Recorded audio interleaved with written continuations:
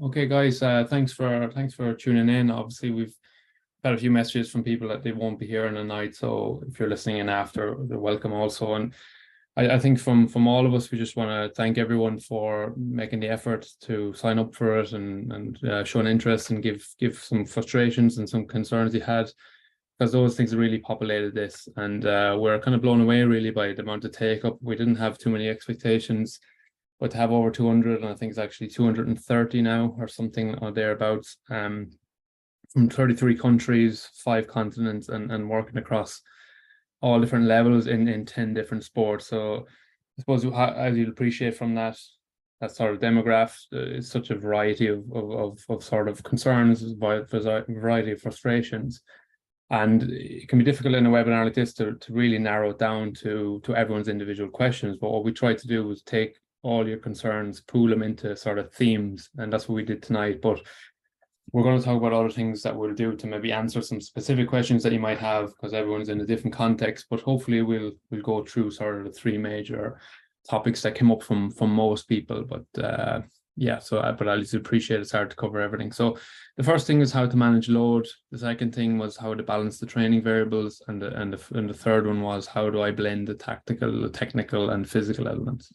So there were the three kind of things we're going to cover tonight. I'll talk about the load stuff, and then Gary's going to talk about the balanced training variables and how to blend the three components there. And yeah, so we're going to get into it. I'll get into the RYPT just before we get into the course. Before I get into tonight's webinar, we just want to explain to the guys that, as I mentioned, it's difficult to cover everything. So what we've done is develop the course, and the course is split up into three main areas: planning, delivery, and evaluation.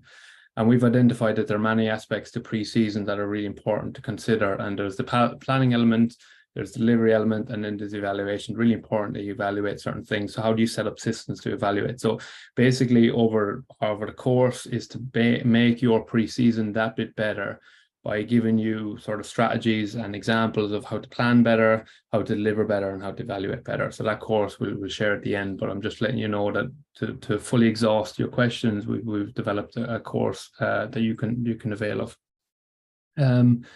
And then tonight we wouldn't be able to, I think I will talk about the RYPT. I thought it was a PowerPoint and RYPT, but we wouldn't be here tonight, I suppose, if it wasn't the help of RYPT from Cormac, who was on another panelist. He's CEO of the company. Now I use the company myself. I've partnered with the company. SM Informs a partner with the company. And I find it a really useful tool to kind of centralize all data and streamline some of the programming that I do with the players. It covers all things from load to nutrition to well-being to GPS to injury prevention, or to injury monitoring, I should say. I just think it's a really useful tool. The fact that they're Irish helps as well for me. I think it's nice to promote home, but also I just think they're a really good company, a very progressive company. I've seen them grow to what they are now, to what they were, and I think it's exciting things happening there. So I would recommend checking them out. But anyway, this is not a sales pitch, and I don't want it to be. This is about discussion. It's about your information informing our discussion. That's what it was all about. And I think managing load was one of those things. And it comes up time and time again, whether you're a nutritionist, whether you're a coach, whether you're a sports scientist, S&C coach. I think load comes into our minds quite a lot.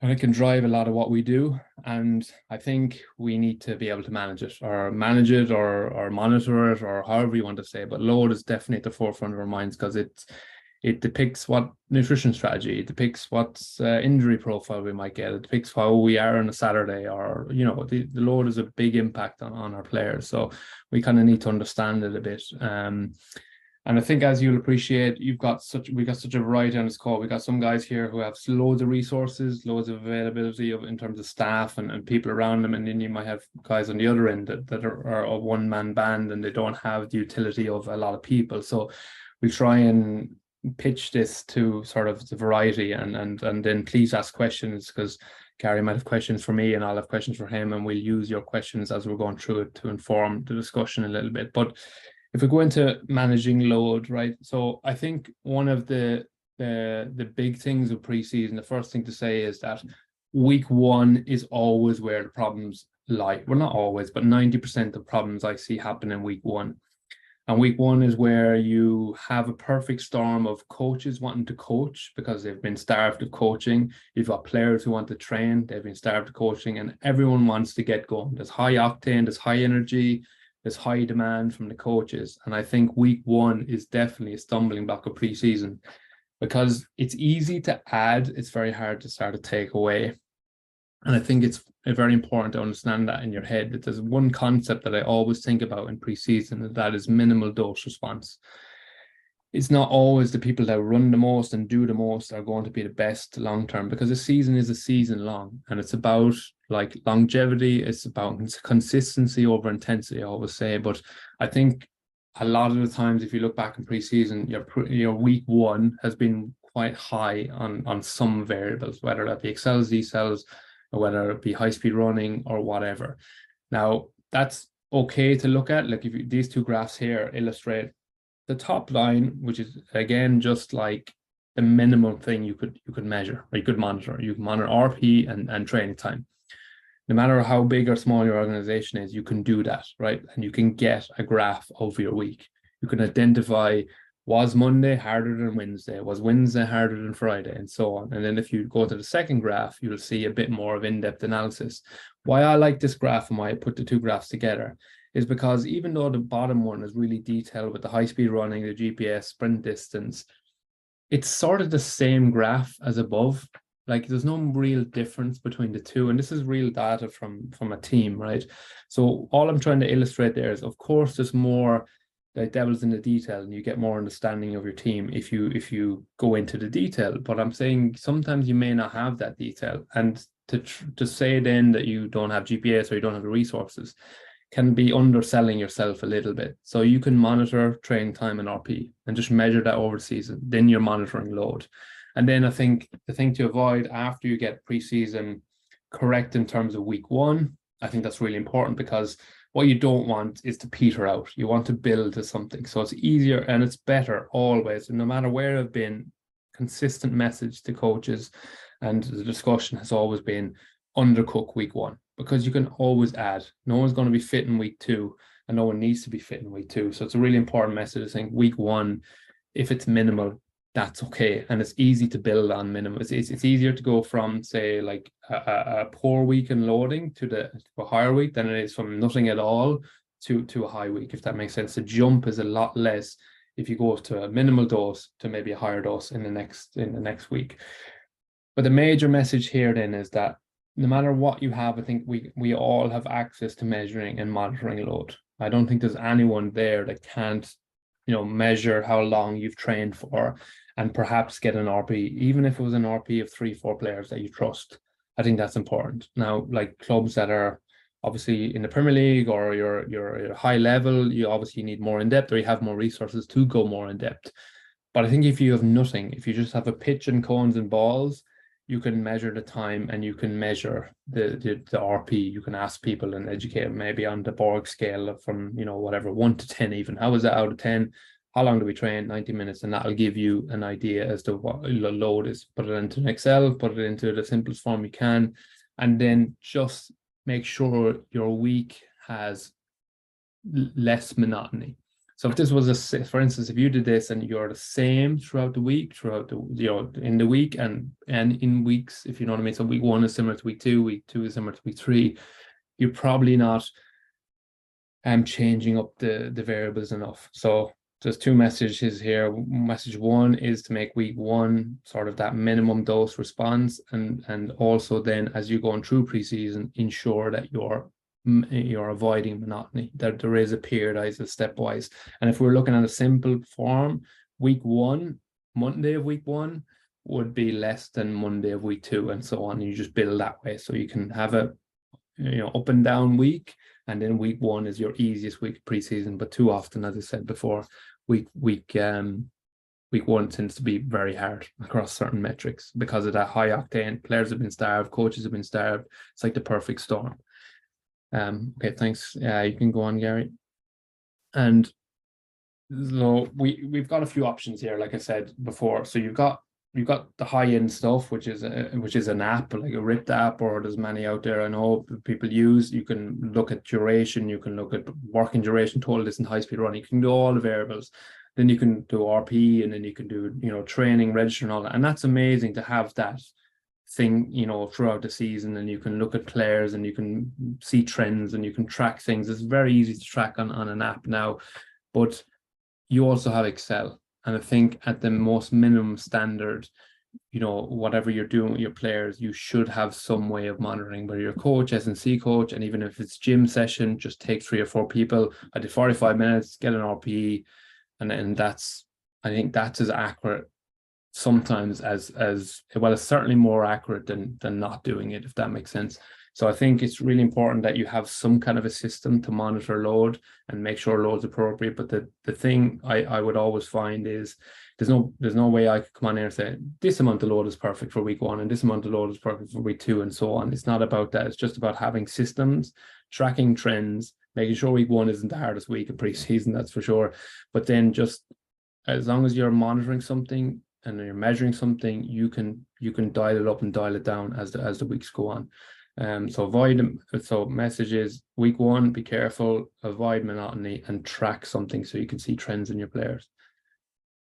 The big thing, Shayne, for me watching that, and obviously again, like you mentioned, there's people from different sports, different levels. We've got a few technical coaches as well, and so the question I get asked a lot, especially at semi-pro, is what am I tracking load-wise? Is it just what I do on the pitch, or if the players are off doing another sport or gym work on their own, etc.? Do they also track that within the load? Does the coach track that? Yeah, I think it's a good question, and I think you could fall down the rabbit hole of trying to track everything, and it take away from your coaching and take away from your relationship with the players.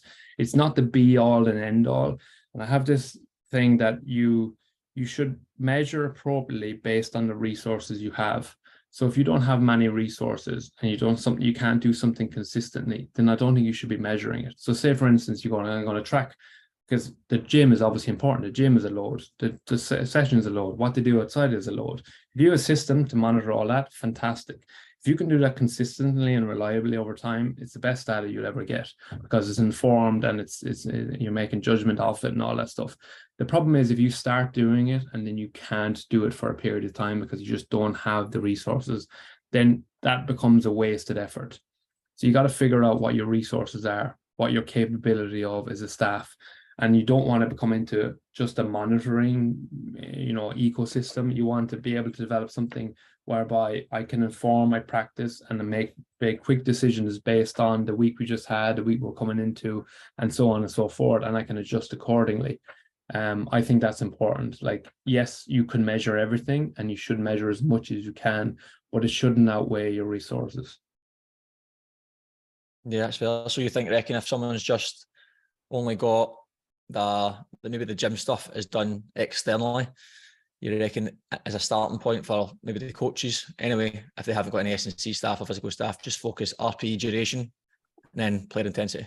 I think that's the plainest and simplest way. I mean, you can use apps to track certain gym sessions, things to do outside it. If someone is registered to an app, they can register their external activities. All that can be done by the player and done easily, and you can see it. So that's a system, I would say, to do it. But I think if you're making a judgment call on, we have guys here in sports that work in GA, and you've got the dual sport, and you've got people doing other things outside of it, and all that kind of chaos that exists, I think you definitely try and measure it the best you can, but it shouldn't outweigh your resources. You shouldn't be like because at the end of the day, you want to be able to deliver the right session, you want to be able to build a relationship with the athletes, and you want to be able to be focused on the session itself, right?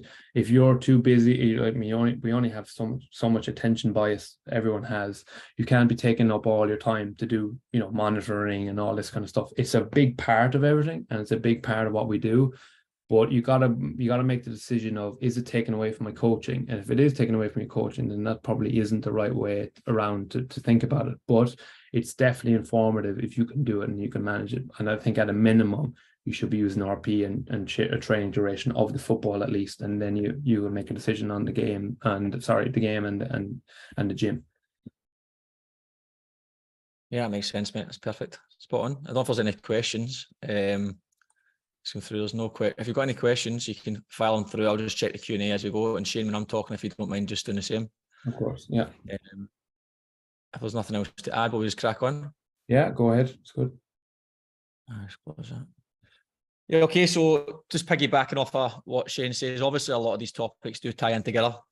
And one of the probably most common questions we got was balancing the training variables. So the last chunk of this presentation is on balancing the training variables. And one thing that is probably key for this element is probably the time you have available. Again, I'm based in Australia. Sometimes your pre-season is up to 12 weeks. So it's a large pre-season. It's a lot of time to kill. I know some people may only have 4 weeks, so it can completely vary. So what you do with that time and directly impacts what impact you can actually have. So the more time you have, the variables that you have can be more balanced. And obviously, as that window starts to close, those variables are going to change. Now, as an example, as I've put on the screen here, if your variables that you're considering or things that you can impact is your strength work, the conditioning, and of course the technical tactical, as it starts to shift down in time, you probably need to start to prioritize and what's going to make the biggest impact on the actual team itself. So for me, as if I've only got 4 weeks and it's part-time football or part-time whatever sport it is, I'll be looking at the strength session side of things. Can we do that externally because we've only got 2 or 3 sessions a week? The priority in pre-season, of course, is getting them physically prepared. The conditioning side of things on the pitch is going to be super important, but probably most important, of course, still is the technical and tactical stuff. In particular, if your team has got new players, they have to get to know each other. Maybe it's a new coach, new system. So all that sort of thing is super crucial as well. So I think before you start considering how do I balance these variables, you need to have context to your own situation. So how long do I have? How much impact can I make in this time? And what impact am I actually trying to make with the squad I have at the level I have? And with that in mind, also keeping the end goal in mind. So as Shayne says, week 1, if people are going too easy, too hard at that period, no matter where you go from there, the end goal is what you need to keep in mind. And that end goal can be the end of pre-season, or it can be the end of the actual season itself, i.e. maybe the business end of the season.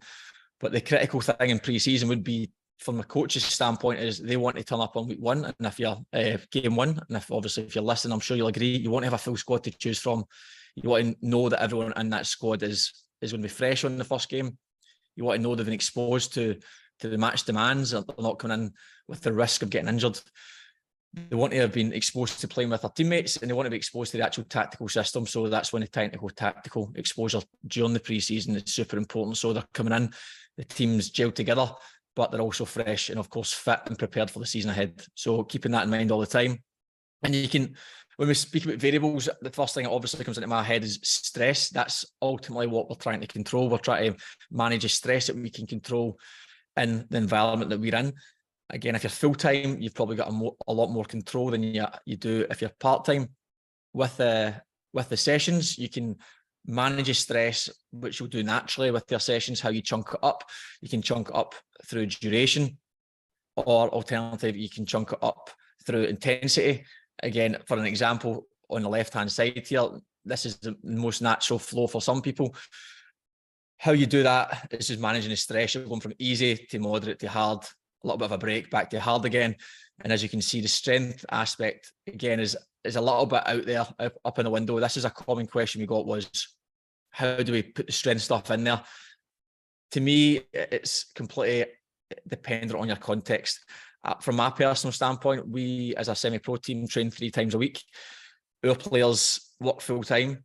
A lot of them work as tradesmen. They're running their own business, they've got families, etc. Their sessions start at 7:30. Some of them are rushing after work through Sydney traffic, getting it at 7:15. And we only have the pitch until 9 o'clock. Roughly. So we've got a 90-minute block. So we had the conversation with the coach to say, okay, well, what can we do in this 90-minute window? What's the priority? He's huge on the technical tactical side.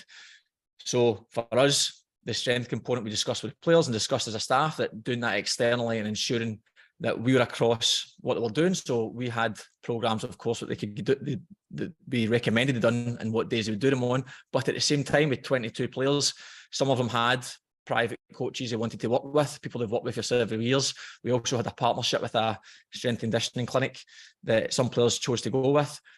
And as you're all aware, some of these players just go and do things that they want to go and do on their own as well. So we felt that the 90 minutes we would manage those variables with on the pitch stuff, and then the strength stuff we would manage externally through digital stuff, so apps or however, conversation obviously being a big part of that as well.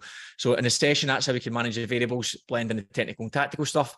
And again, we'll talk in a few slides how you can merge a lot of this together as well. And then again, through the week, as Shayne mentioned as well, going from week 1 to week 2, try to avoid that monotony. You do the same during a week. This is just an example. There's many different ways of doing things, but if you get 3 sessions, you might have a lighter session, a moderate session, and a hard session. You might have 2 hard sessions, or depending on what's happening on the 4th day, if it's a pre-season friendly, or you've got a day to do maybe an extra hard day. It's completely dependent on you. The most natural progression early in pre-season would be increasing the volume. Again, increasing the volume can be, these sessions could look the same all right through the first few weeks of pre-season, but all you're doing is increasing duration or increasing size of pitches or increasing duration in each section here. It's a very basic progression, but it's a one if you've got no technology and you've got no GPS to manage things. Increasing time in the early part of pre-season is a really simple way of doing things, and just players being aware what day is easy, what day is hard, which also helps them prepare for those sessions off the pitch as well and know what to expect. And things you can't control, this is probably more relevant to part-time, but of course happens in full-time as well. And yourself as coaches, you'll be well aware how much all this stuff can impact your life. So if you're getting a change in your life or a change in environment, or you're getting a lot of pressure in your life, it makes it very difficult to perform.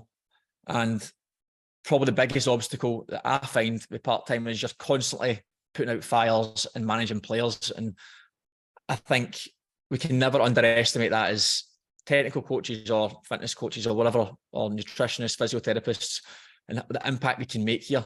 The lifestyle choices of players, and I know players at high levels, I know players at low levels, and it widely varies on the standards they have and the habits they have. So ensuring that you're across it, you can't control a lot of this stuff because stuff is personal, but being aware of it and how you change your training variables based on players' lifestyles, etc., can make a huge difference. And I say that because one of the biggest things that we've done this season and last season was the lifestyle questionnaires, and they've changed slightly. We've made them a little bit more in depth, but the detail we've got from this, very simple detail: what they do for work, are they married, do they have kids, etc., what time do they go to bed, what do they eat. A simple question as well was, what body weight do you feel best on the pitch at, and what current body weight are you?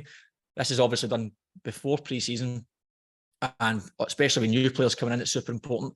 But that just allowed the coaches to paint a picture in their head of what their life looks like. Is there any really low-hanging fruits that we can attack from a coaching standpoint? We can see players who maybe they're up really, really early in the morning. We train at night time. They're going to get home late from training. So then us looking at how they're managing their sleep habits, there's a little strategies you can put in place to make the sleep quality better, because our quantity is obviously impacted. Same in nutrition.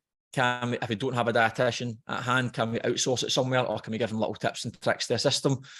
And then training is a big one. So when we're talking about external S&C stuff, if we've got a new player coming in and we're asking them, have you done strength and conditioning before?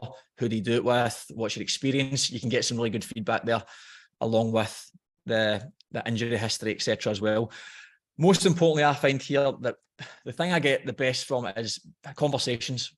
And you can have all the resources in the world, but if you're not talking to your players and you've known your players, I think you're going to really, really struggle through pre-season, because as we all know, pre-season can be a hard time on the body and on the mind. Coupling that with maybe external pressures in life, or at a higher level, maybe you've got more time, but you're still going to have external pressures.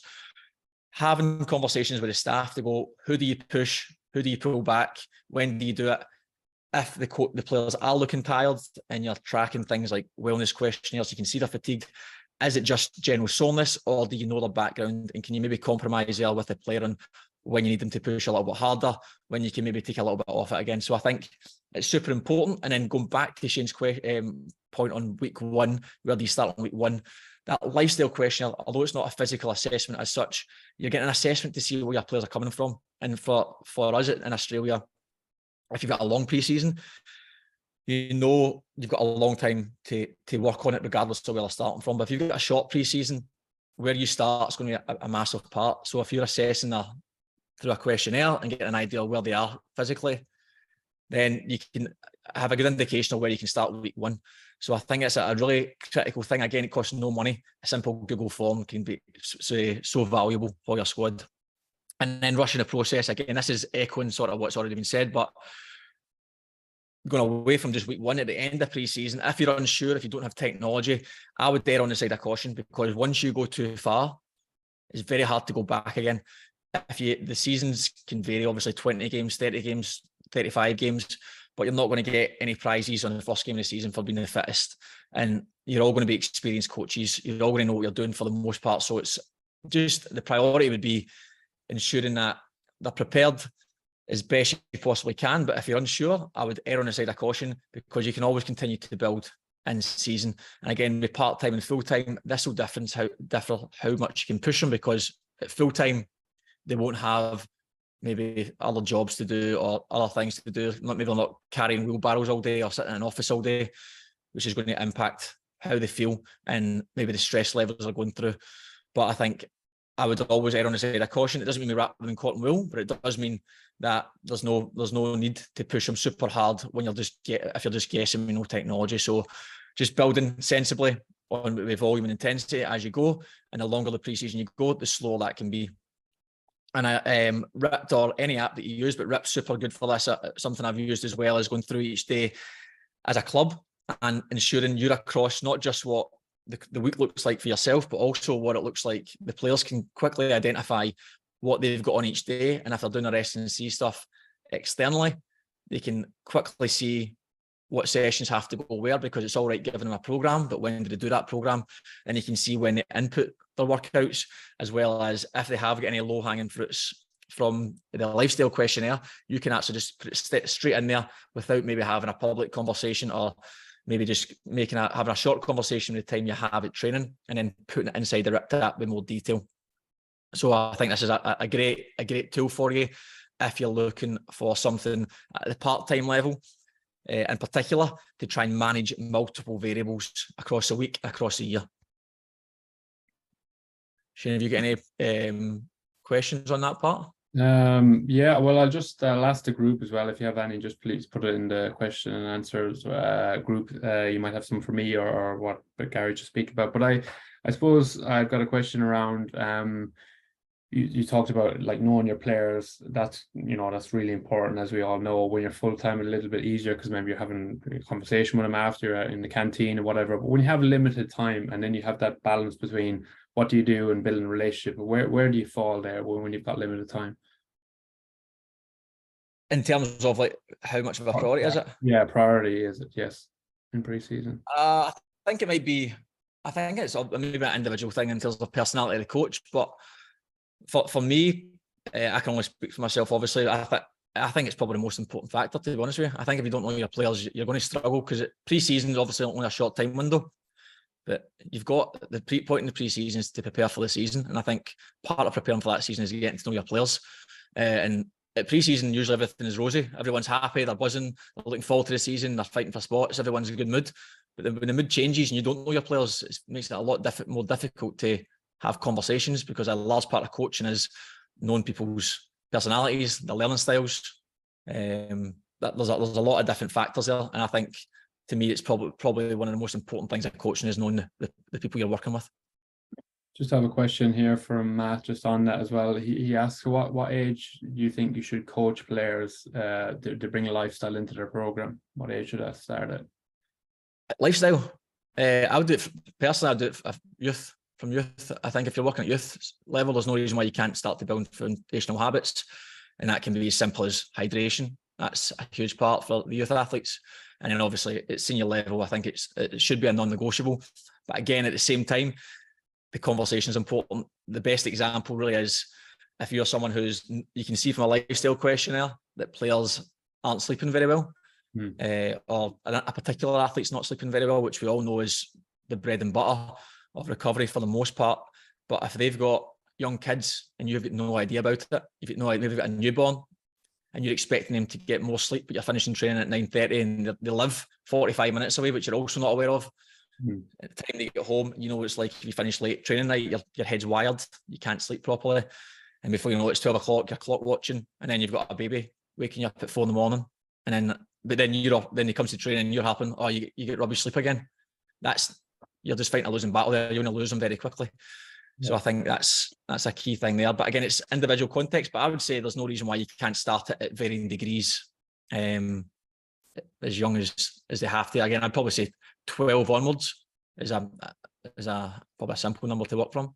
Yeah, I think obviously the language is different, you know, when you're talking to 12-year-old to a senior, you know, but I think you're spot on. I think the sort of lifestyle can be just a conversation. Like lifestyle can just be known about their background or how far they have to travel into training. All these kind of things are part of lifestyle, because after that conversation will come strategies or things, you know, or lifts they could get instead, or, you know, it's amazing what comes out of those conversations. And I probably, as a younger practitioner, probably didn't appreciate as much. I thought it was all about numbers and all about getting this right, getting the setup right, getting all that right, and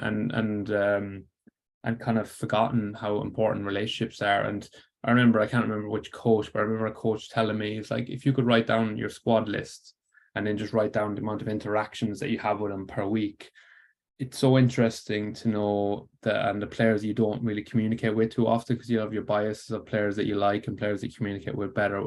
But it's interesting if you note that you do a binary of yourself as a coach in terms of like, do I connect with anyone? And when I say, I don't mean hello, how are you, handshake kind of thing. That's a given. But I think you just ask them a question or two. Obviously, you're not going to have a deep conversation with everybody, but it is interesting to see your kind of heat map almost of the players that you gravitate towards and players that you don't actually speak to. And then they're the ones that could obviously be problematic if you don't know something's going on in their life and you're just pushing them to do a sprint, for instance, when they're not really in the mindset of doing a sprint or whatever. I'm using a silly example, but I just think that heat map thing was a real interesting kind of strategy that a coach told me about. And since then I've been doing it, and it's kind of made me more aware of my biases as a coach. No, that's good. Those are little handy tools, like you said, don't cost any money. And I think even from a lifestyle questionnaire, when it gets populated in an Excel automatically, it's not like you have to memorize this stuff in pre-season. You can just go back to the Excel before training, have a quick glance and have a look, maybe what people have got on that day or what night, like what their schedule might look like on a particular point. And then when you get to training, you can pick one or two players and how are you getting on tonight? What's happening? How's things? And just get a feel for it. And then if you do have wellness questionnaires, etc., that tends to tie in pretty well. If you see players are fatigued or the mood's gone or whatever else, and have a quick conversation, you go, "Oh, that's right. They're at uni just now. The exams are coming up. Maybe that's a factor." And then it starts to drive your training. I think it's invaluable. Probably, as I said, it's a massive part of my training. But yeah, so I think moving on from that, just conscious of time, would be the next section, which again, it all does tie in. It'll be blending the technical, tactical and physical. And moving on from there, sorry, I'm just going to move this out of the way. So blending the technical, tactical and physical. So again, context is huge. So you do have to consider what impact you can make with the time you have. You have to speak with the technical coach, and the physical staff will have to have a conversation with each other.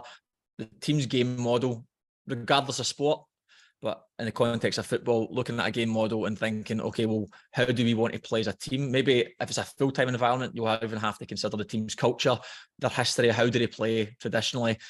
If you're playing a certain style of football, how are we going to do that? And then when it comes to your sessions, what's the physical theme versus what's the tactical theme? And I think if you stopped it there, that's a good starting point of you discussing as a staff, where are we going here? So we're all on the same page. And if you're a one-man band, I think you can still start to map this stuff out. What do you want to get out of it physically each week, each session?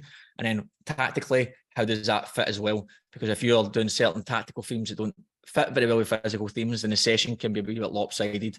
But at the same time, we do need to consider the practicality. So by practicality, I mean time you have, space you have available. Try to get some tactical work in a very small space can become difficult. And then the staff you have at hand, if you're your physical staff don't have any background in the technical part of the sport, it's going to become a bit of a mess to try to blend both together. So I think just being realistic of where you are with things, and then looking at how do you do it. So one way, if you aren't entirely sure on how to blend it, there's nothing wrong with isolating the running, doing some drills with possession drills or football drills, etc., or running drills, and then doing conditioning games or normal games and having your own system to do things. It's not like there's a special way of doing things. I think there's a preferred way of doing things depending on the staff you have, like I said, the style of football you play, etc. But this is the first method that people will gravitate towards. The physical staff will do the running, and then the coaches will do drills and games.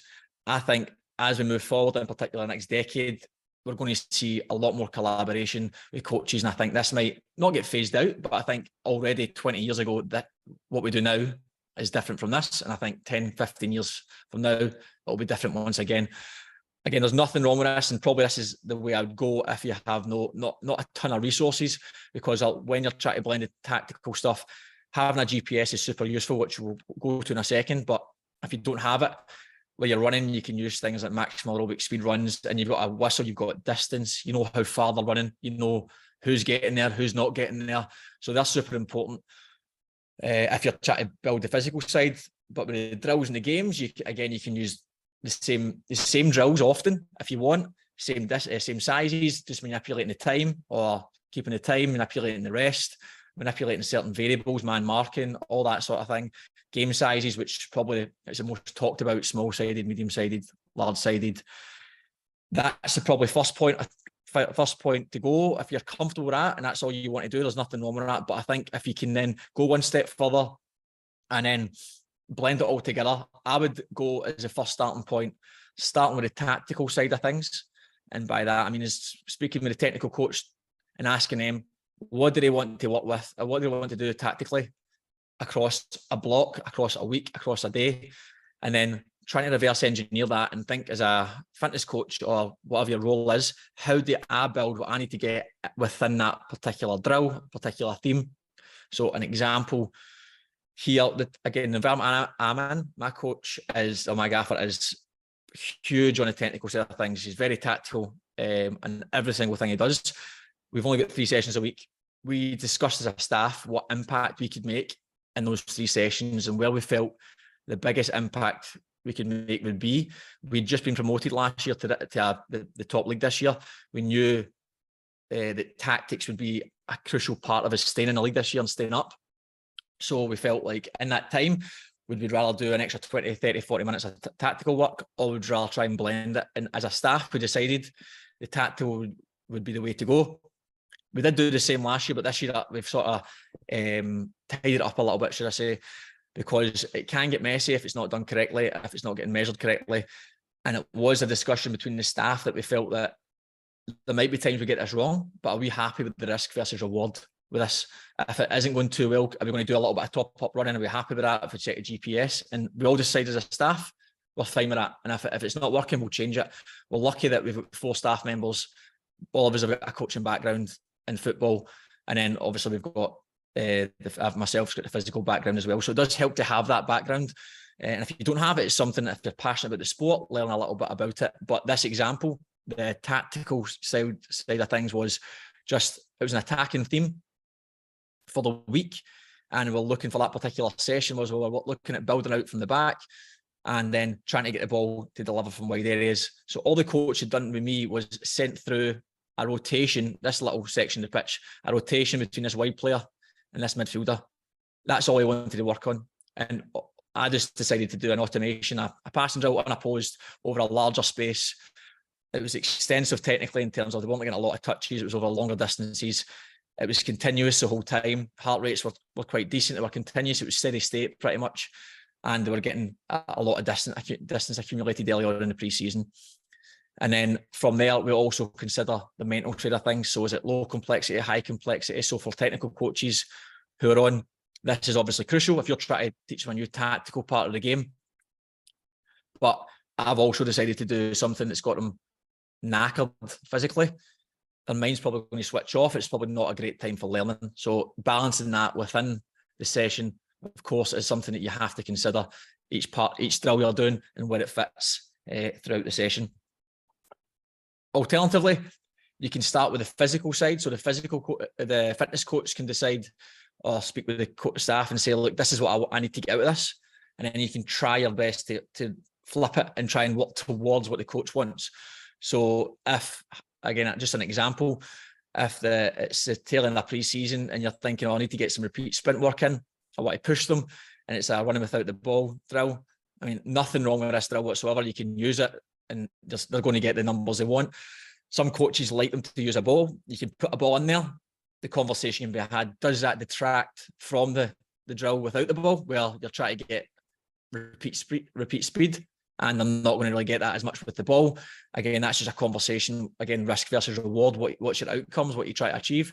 But then, can you go one step further? And can you go, right, well, what you work on tactically? How much time do we have?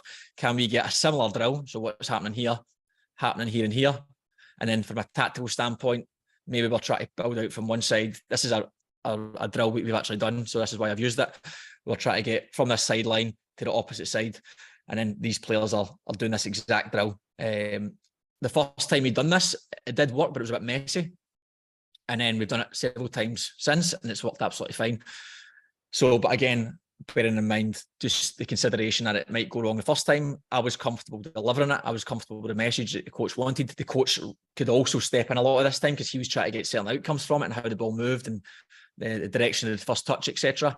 So there's two ways really you can do that there. I think start with the tactical and work back, or start with the physical and then work forward. And then, is it working? That's obviously the big question, because at the end of the day, you don't want to waste a full pre-season trying things that might not work. Conversations between the players and asking them like how they feel in the sessions, how was it, checking the RPEs, conversations with staff, how they felt it went. We also record all of our sessions, so I go back and watch the sessions. A lot of drills that I do, I get recorded and snip up and look at it and see how I felt it ran and making adjustments. Just using your coaching eye. There'll probably be coaches here who have got decades of experience in the game or the sport you're in, and that's worth its weight in gold. A lot of the things that the data will show you, you'll know intuitively just looking at a particular player or a particular drill, and that can't be dismissed. That's super important, so that's part of the conversation. And then, of course, GPS.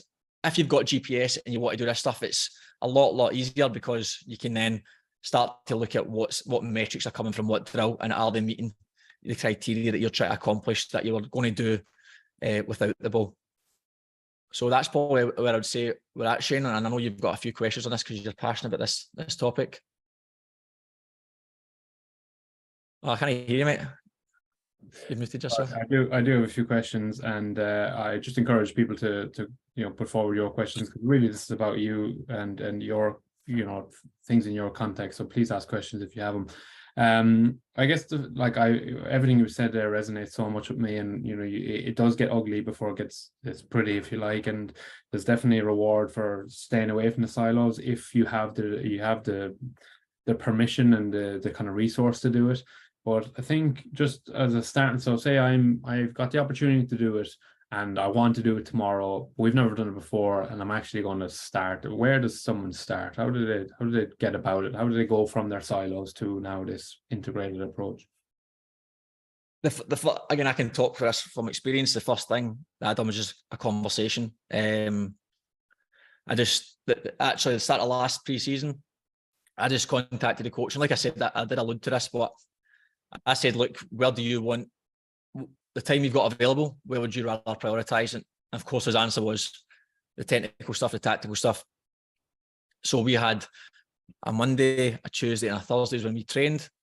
It was typically the Monday, the technical staff would run it. The Tuesday, the physical staff would run a large part of it. That was a harder session.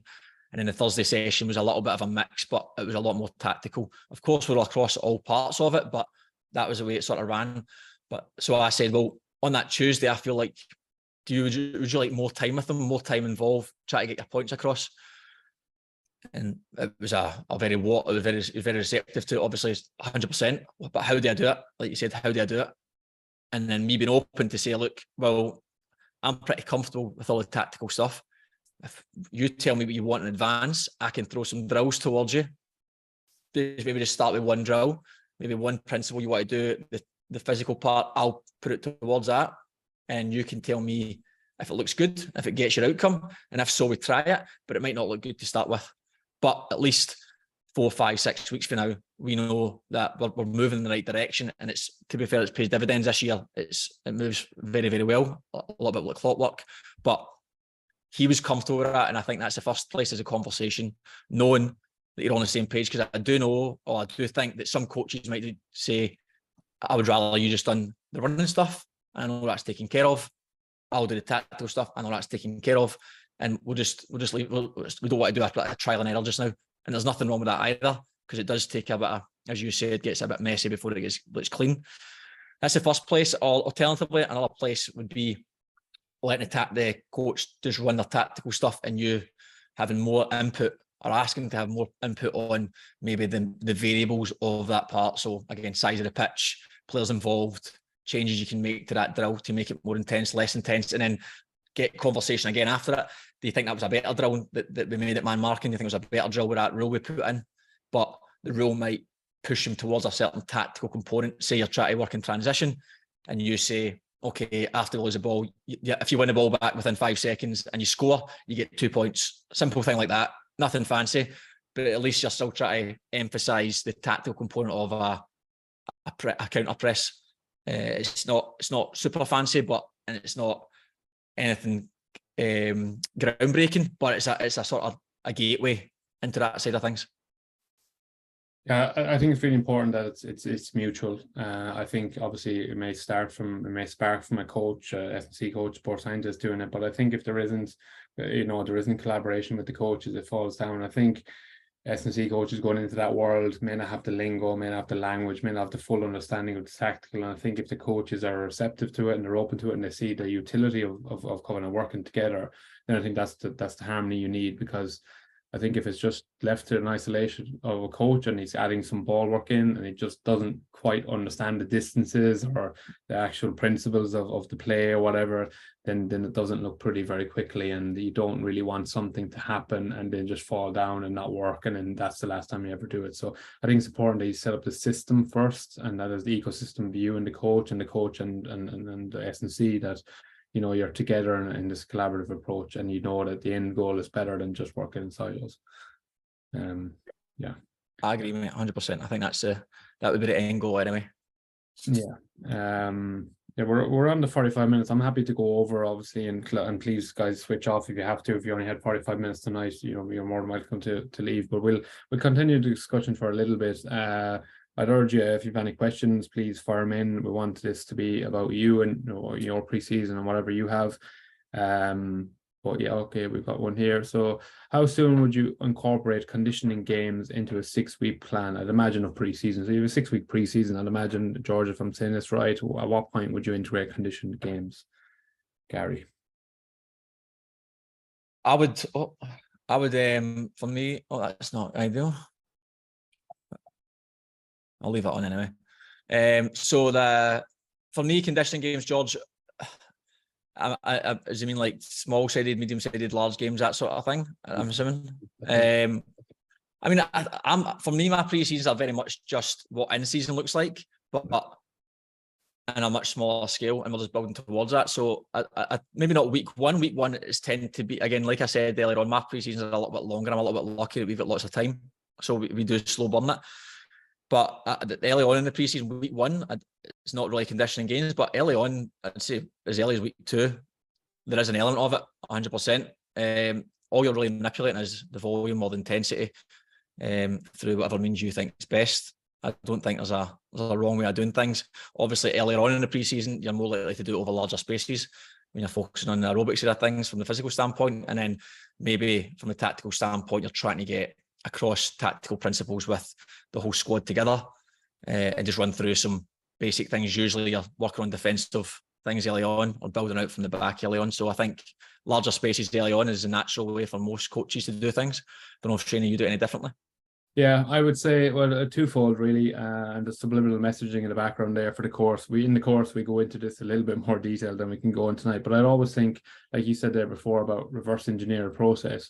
When I plan my pre-season, what I normally do is I plan my weeks. What do I want each week to look like? I mean that from a metric point of view. Now, obviously, you have the utility of having GPS, and that does help me. But I might have like total distance that I want in the week, for instance. Maybe it's 20K week 1, and then 24, and then 28, and so on and so forth. So then what I do then is I jigsaw those end goals, what I want in the week, into the sessions themselves. And then I will think about the team. Where is the team at? Is that an appropriate load for the team? And is there any individual ends that I have to be cautious of? And then so once I know what the principles of the week need to look like and start jigsawing things in, I will then start to think about what is a risky way to get those numbers, because not all numbers are equal, if you know what I mean. And conditioning games have that element of risk to them because they're reactive, because they're competitive, because they're so on and so forth. But again, we talk about this in the course. As Gary mentioned, if you manipulate the variables, so say if I do a 6v6, right, and you can have 6v6, if I have loads of variables at my disposal there to make that a harder, more intensive, or a lot more lighter 6v6. So pitch sizes will have an impact. Whether I put a floater in will have an impact. Whether I put goalkeepers in will have an impact. Where I do the restarts will have an impact. How long I play for, how much rest that I have.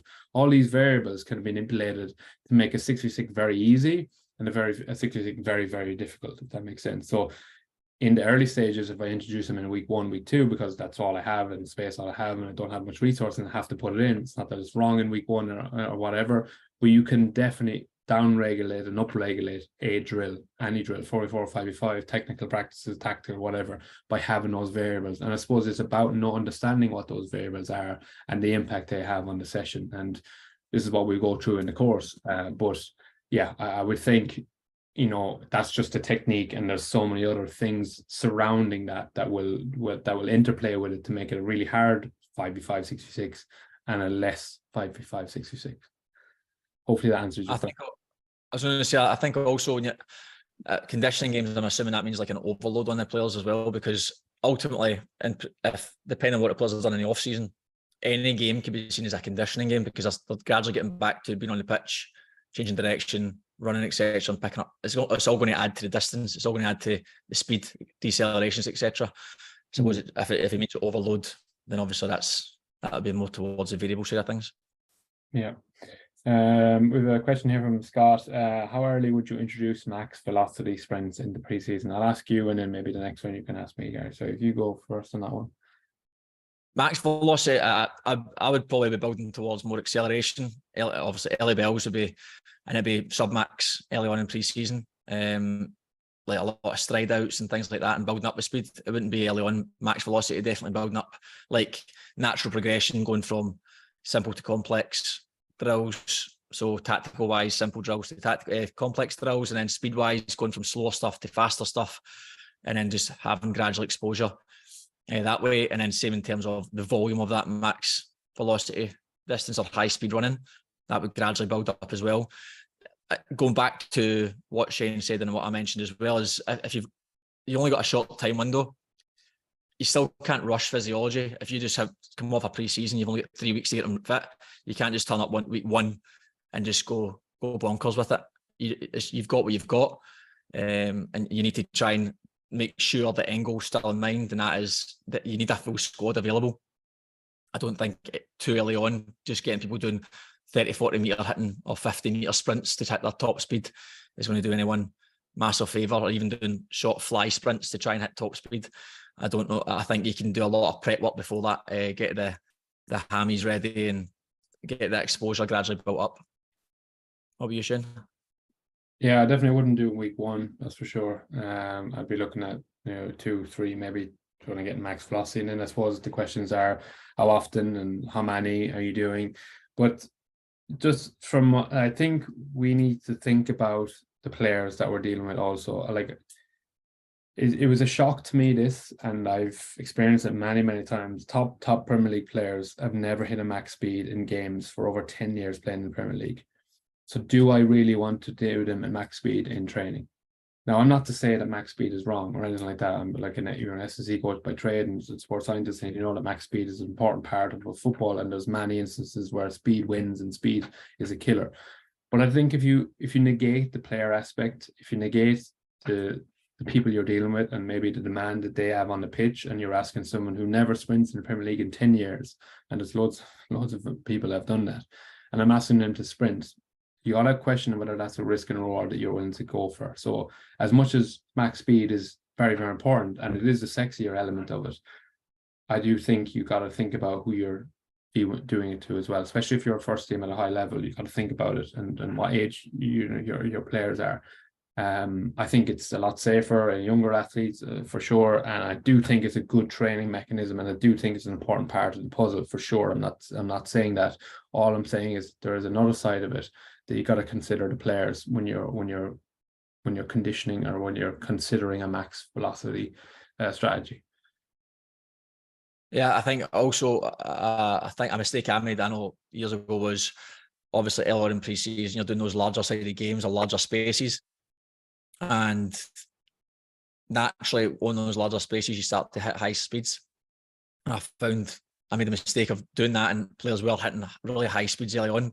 It wasn't until I realised that I had to try and make sure that when they got to that point, they're a little bit more fatigued, or I could manipulate the variables where they wouldn't hit high speeds, because I found that early on, this is like 4 or 5 years ago, I remember doing a drill and I thought myself very quickly, like, these lads are sprinting full pelt here. They're hitting at high speed. This was like earlier in pre-season. So then I had to quickly adjust to make sure that by the time they got to that drill, that they were never going to hit high speed because they're too tired, or alternatively, I manipulated the variables so they wouldn't be able to hit high speed. Yeah. I think the max speed discussion is so interesting, and for the coach in the room, they'll be bored off. And I don't want it to be a borathon of sports science, but it's a really interesting question because, you have really cool examples of Ronaldo versus a sprinter, and the sprinter will always beat Ronaldo. And then when the variables kind of change and there's a bit of a slalom run, Ronaldo always beats the sprinter. And it's kind of interesting to note that like, the mechanism for sprinting in our sport is obviously injury prevention. Okay, so if that's a cause, then we need to do that because that helps hamstrings. But then also, if we're doing it for a performance outcome, then we ain't going to sprint in a line, and we ain't going to sprint just to finish line. We're going to sprint to an action. There's going to be a preceding, because I've had players before, right, where the action of sprinting has been fine in isolation, but the act of sprinting, when there's a preceding movement prior to that action, the sprint falls down. So I'll give you an example. I have a center half at the minute that I work with. He is fine when I sprint him. If I max speed him on a 5 and a 30-meter speed, he's okay. He does well. As soon as I ask him to do change direction, press or he's asked to do it in the game demands this of him, he presses someone and he has to rotate and sprint back in. He completely upsets the mechanics.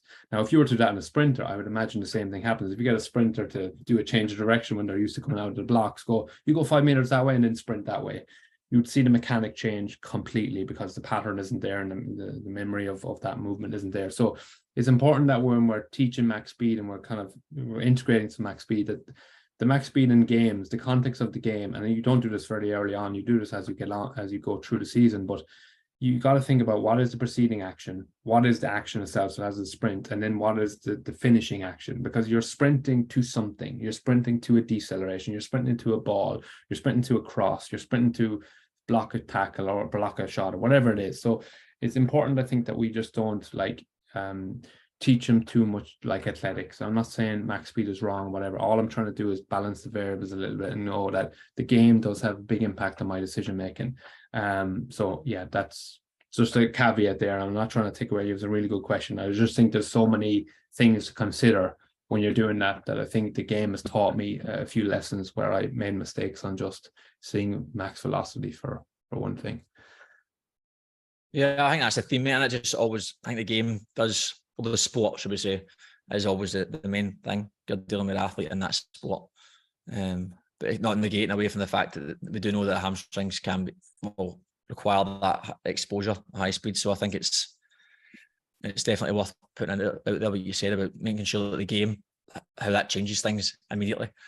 And I think there's also an element of a coach that you're actually buying into the players' career. Then you're buying into their world. You show them in a game. I think the biggest buy-in I've ever had in a game, a player, and this is improving his gym, improving his prep for training, improving his post-day recovery, everything. Right? When I started talking about the game, like, I've seen elements of your game that I think you can improve on. Here is, and you're just performance linking what you're already doing. Right, but you're just showcasing in the game, these are scenarios where you fall down. Do you agree? Yes, I do agree. Okay, I can work on this, I can help you with this. And all it is just a primer of a conversation to indicate that I've seen your game, I analyze the game, I understand your game, and now I'm going to work back again. And that can be very powerful. And that's maybe just kind of a side note, but I think that's a really good strategy for coaches to know. It's something that I've picked up on maybe over the years. So anyway, we'll move on. We've got a question, Shayne. Sorry, mate. Just what variables are key to manipulate to avoid too much high-speed running if you're using larger areas? Yeah.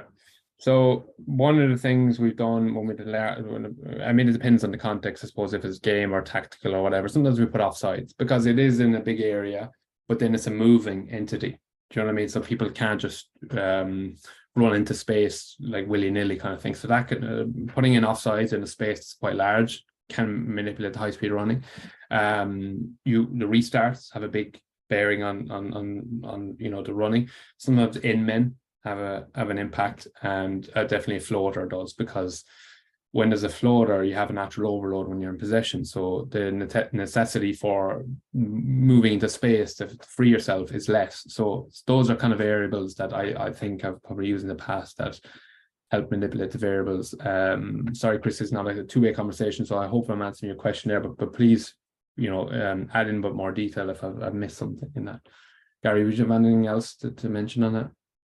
Nah, end men and restarts are two of the main ones that we use. The restarts are massive. As soon as you don't add restarts, and it obviously gets competitive, and you're starting safe from the keeper.